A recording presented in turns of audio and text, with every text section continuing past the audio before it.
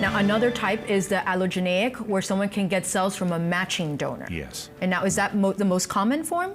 The more complex form, the more common form, frankly, is the autologous transplant, because it's easier to do. It's the patient itself. Right, with their own stem cells. For the allogeneic, you need to have a donor, and you know, it's more complex to find a donor, and the whole procedure in itself is more complex. The follow-up of these patients is more complex, because what you really do with an allogeneic transplant, you put in a new immune system. Right. You take off the old one by high-dose chemotherapy and or radiation, and you put in a new immune system coming from the donor. And so that is a much more complex procedure that can take 6 to 9 or sometimes to a year to have a normal immune system back. And I imagine, Dr. Koehne, as well, when you are doing the allogeneic transplant, the body has to be receptive to that transplant. So that's obviously one of the main factors, correct? And in order to achieve the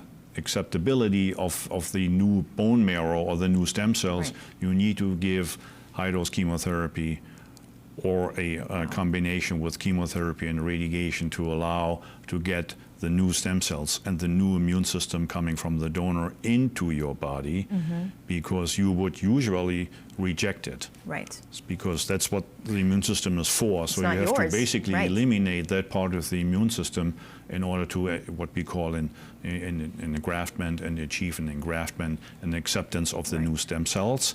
And derived from these stem cells, we will get a brand new immune system that is all donor derived.